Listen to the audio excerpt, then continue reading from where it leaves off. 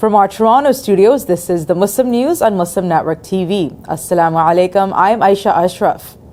Texas is moving closer to mandating the display of the Ten Commandments in every public classroom.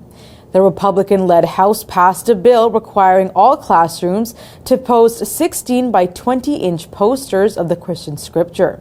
No school would be exempt. Even if they decline, they would have to accept donated copies. The state will cover legal costs if the law is challenged in court. Governor Greg Abbott is expected to sign the bill, which could take effect in September.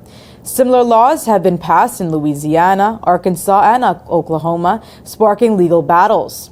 Critics argue the move violates the U.S. Constitution, which clearly separates church and the state. Civil rights groups warn these moves threaten religious freedom in public schools. A major Republican spending bill backed by Donald Trump faces stiff resistance in the Senate. Senator Ron Johnson says there is enough opposition to stall the legislation. The senator warns it could explode the national debt by $2.3 trillion over a decade. Senator Rand Paul calls the proposed spending cuts wimpy, while Senator Josh Hawley warns against slashing Medicaid, affecting 8.6 million Americans. The bill narrowly passed the House last week. House Speaker Mike Johnson defends the bill, claiming it targets fraud and ineligible recipients. He said non-citizens and able-bodied people that are avoiding work are abusing the system. Democrats blasted the bill as the largest health care cut in U.S. history. Despite the pushback, Trump remains confident, expecting the bill to pass. The final version must be agreed upon by both chambers before heading to Trump's desk, possibly by July 4th. President Donald Trump has threatened to cut another $3 billion in federal funding to Harvard University. Trump accuses the university of being very anti-Semitic. In a social media post on Truth Social, he says the money should go to trade schools instead.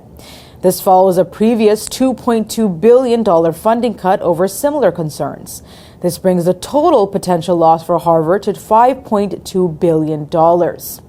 Trump's administration has also tried to block Harvard from enrolling foreign students, but a federal court has temporarily stopped that move. The dispute marks a sharp escalation in tensions between the White House and the Ivy League institution. U.S. President Donald Trump has lashed out at Russian President Vladimir Putin after Moscow launched its largest air assault on Ukraine since the war began. Russia has fired 367 drones and missiles at over 30 Ukrainian cities, killing at least 12 people, including children. Ukrainian President Volodymyr Zelensky blames global silence for encouraging Putin. In a post on Truth Social platform, Trump says Putin has gone absolutely crazy and is needlessly killing a lot of people. He warns that Russia's aggression could lead to its downfall. Trump also criticized Zelensky, saying his remarks against the U.S. cause problems and should stop. Around 100 protesters gathered in Chicago's Federal Plaza yesterday to commemorate 5 years since the death of George Floyd and call for continued racial justice reforms. Protesters also condemned recent executive orders from the Trump administration, saying they are reversing diversity, equity, and inclusion efforts. Attorney Antonia Romanucci, who represented Floyd's family, says states like Illinois have made progress. Romanucci praises new state legislation requiring deeper background checks for police hires. He, however, says federal reforms remain lacking. Floyd died on May 25th when ex-officer Derek Chauvin knelt on his neck for 9 minutes. Floyd's plea, "I can't breathe," sparked a global movement. Chauvin is now serving time for second-degree murder.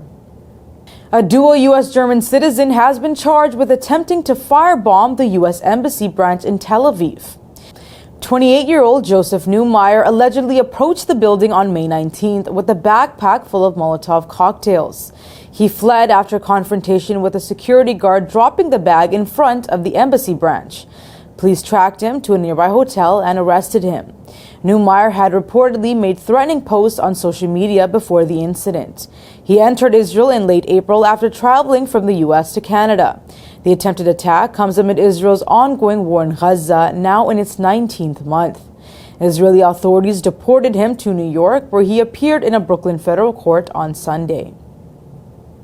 Reports emerge of a failed ceasefire negotiation between Hamas and the U.S. This and more coming up next. Axios Media reports U.S. envoy Steve Witkoff has denied reports that Hamas accepted his Gaza ceasefire proposal. Witkoff is calling the group's response completely unacceptable. Palestinian sources earlier claimed Hamas agreed to the deal to stop the ongoing genocide.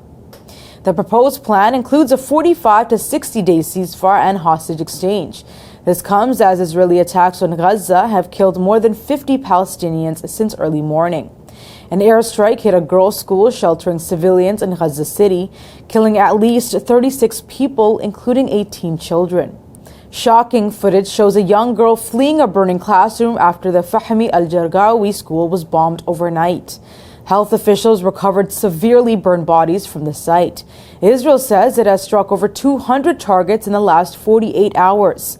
It claims to have hit terrorist infrastructure. It has warned civilians to flee Khan Yunis, declaring it a combat zone. German Chancellor Friedrich Merz has criticized Israel's actions, saying the civilian toll can no longer be justified.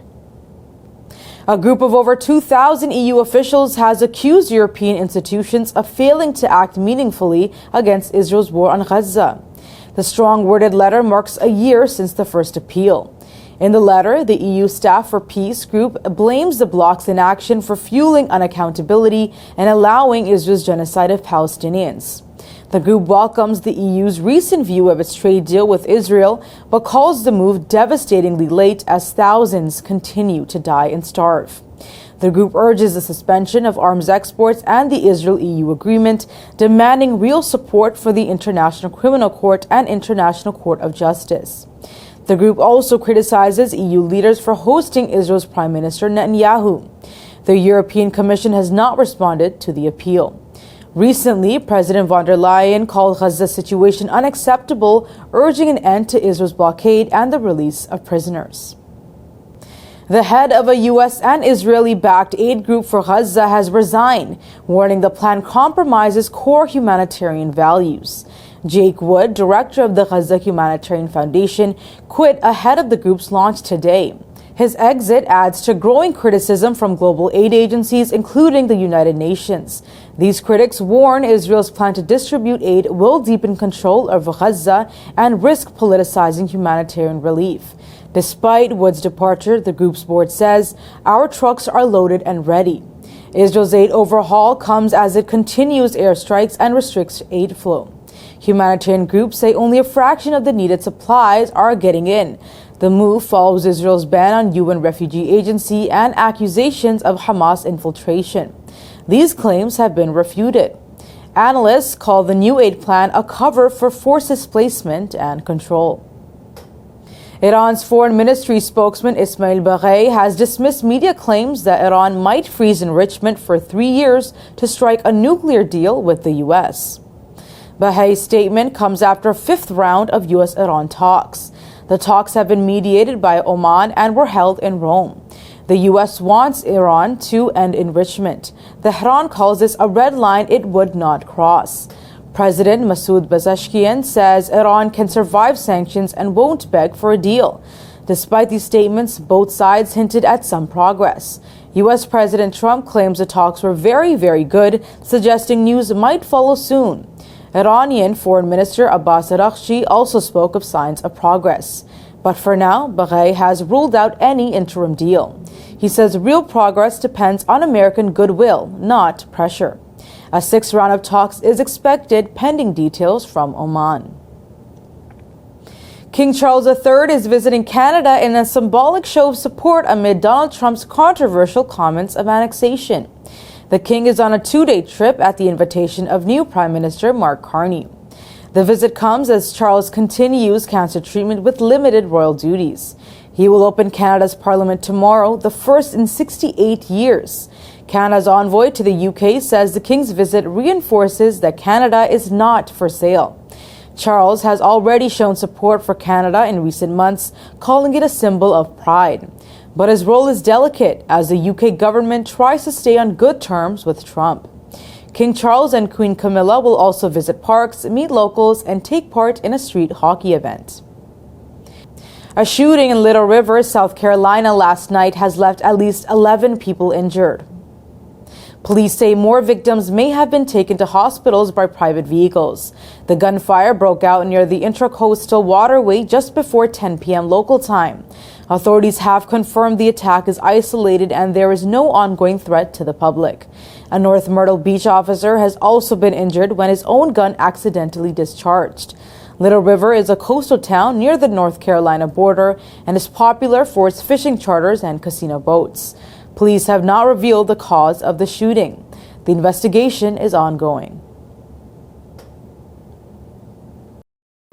That's all from our Toronto studios. Thank you for watching Muslim News. We are a community channel dedicated to bringing you stories you can trust. Please like, share, and subscribe to our content. You can also comment to let us know what you think of our coverage. You can donate now by visiting muslimnetwork.tv/donate. For more content, keep watching Muslim Network TV. Salam.